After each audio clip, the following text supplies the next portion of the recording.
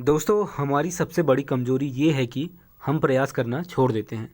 सफलता का एकमात्र रास्ता है कि हम एक प्रयास और करें और आप देखेंगे कि आप सफलता की ओर बढ़ रहे हैं।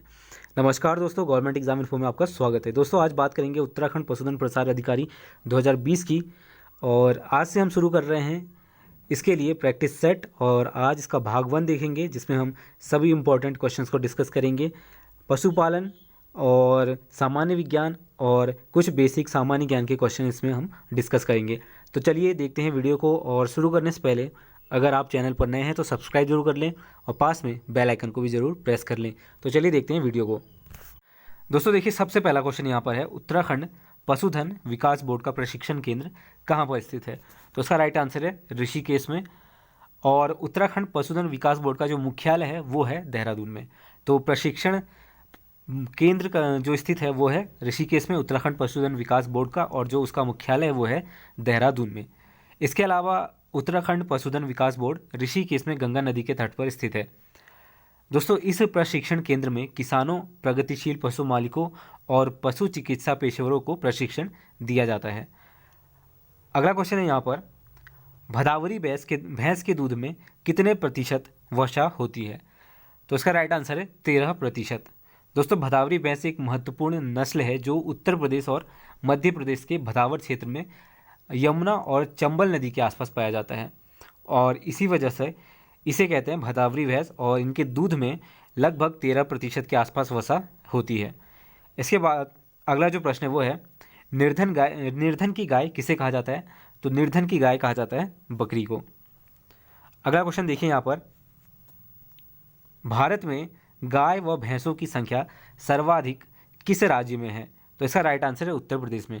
तो उत्तर प्रदेश में गाय और भैंसों की संख्या सबसे ज़्यादा है भारत में। दोस्तों, अगला क्वेश्चन है यहाँ पर, केंद्रीय भैंस अनुसंधान संस्थान कहाँ स्थित है?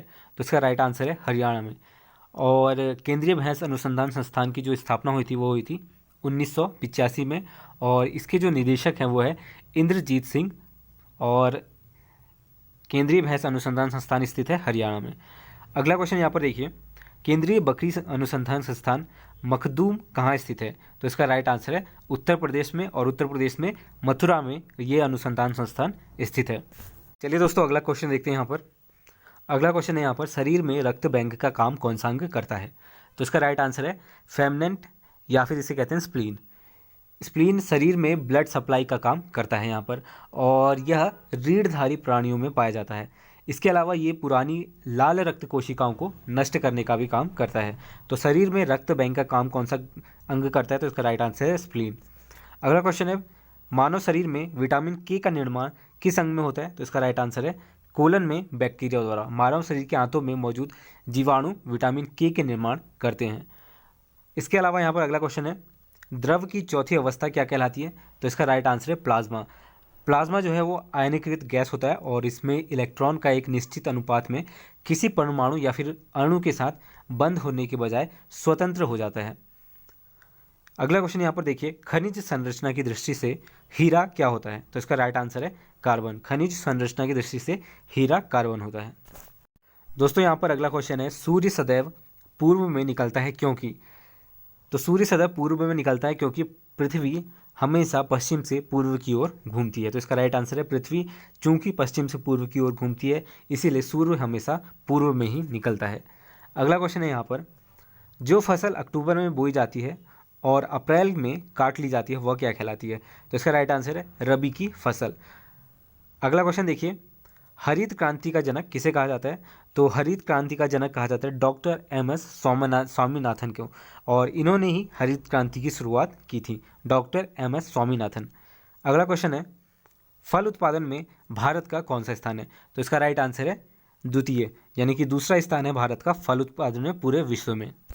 दोस्तों, यहाँ पर अगला क्वेश्चन है, दुग्ध उत्पादन में भारत का कौन सा स्थान है? तो इसका राइट आंसर है पहला स्थान।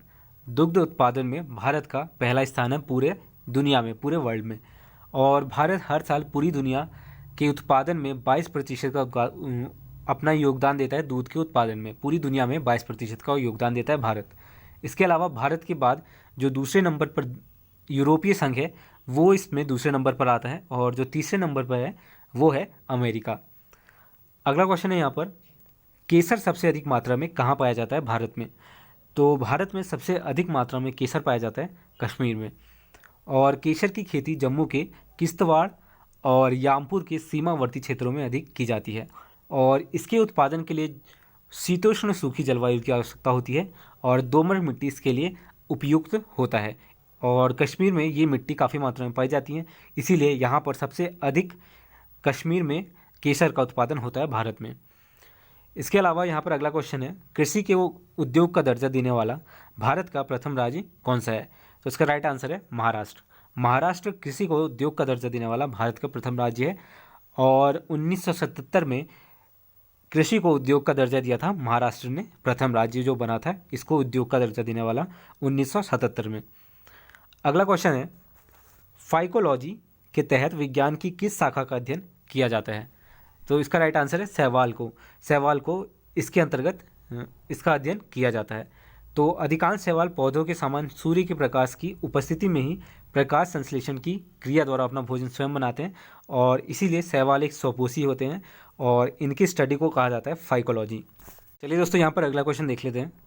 तो यहाँ पर अगला क्वेश्चन है, मेनिंजाइटिस यानी कि ताविका शोध नामक रोग शरीर में कौन सा अंग प्रभावित करती है?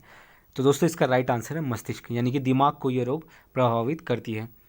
दोस्तों मेनिंजाइटिस मस्तिष्क और मेरुरज्जु को ढकने वाली सुरक्षात्मक झिल्लियों में होने वाली सूजन होती है और ये जो सूजन है वो या फिर वायरस या बैक्टीरिया के संक्रमण से हो सकता है। तो मेनिंजाइटिस यानी कि ताविका शोध नामक रोग शरीर में मस्तिष्क को प्रभावित करती है। इसके बाद अगला क्वेश्चन है, पौधों में वाष्पोत्सर्जन दर के निर्धारण के लिए किस यंत्र का उपयोग किया जाता है? तो पौधों में वाष्पोत्सर्जन दर के निर्धारण के लिए किया जाता है उपयोग पोटोमीटर का। पोटोमीटर एक ऐसा यंत्र है जो पौधों में वाष्पोत्सर्जन के दर के निर्धारण के लिए उपयोग में लाया जाता है। अगला क्वेश्चन देखिए, हरे पौधों में प्रकाश संश्लेषण की इकाई क्या कहलाती है? तो इसका राइट आंसर है क्वांटोसोम या फिर इसे कह सकते हैं थाइलेकॉइड झिल्ली। तो ये जो है वो पौधों में स्थित लघुतम प्रकाश संश्लेषण इकाई जिसमें पर्णहरित अणु होते हैं जो रासायनिक अभिक्रिया में सक्षम होते हैं। तो हरे पौधों में प्रकाश संश्लेषण की इकाई क्या कहलाती है? तो इसका राइट आंसर है क्वांटासोम।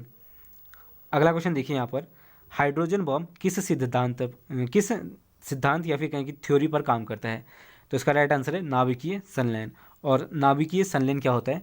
जब दो हल्के नाभिक परस्पर संयुक्त होकर एक भारी तत्व के नाभिक की रचना करते हैं तो इस प्रक्रिया को नाभिकीय संलयन कहते हैं।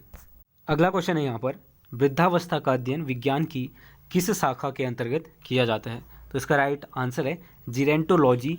विज्ञान की ऐसी शाखा है जिसमें वृद्धावस्था के अध्ययन को किया जाता है। अगला क्वेश्चन देखिए यहाँ पर, पिच ब्लेंडी से कौन सा रेडियो एक्टिव तत्व प्राप्त किया गया था? दोस्तों पिच ब्लेंड कई तत्वों की खोज का स्रोत था।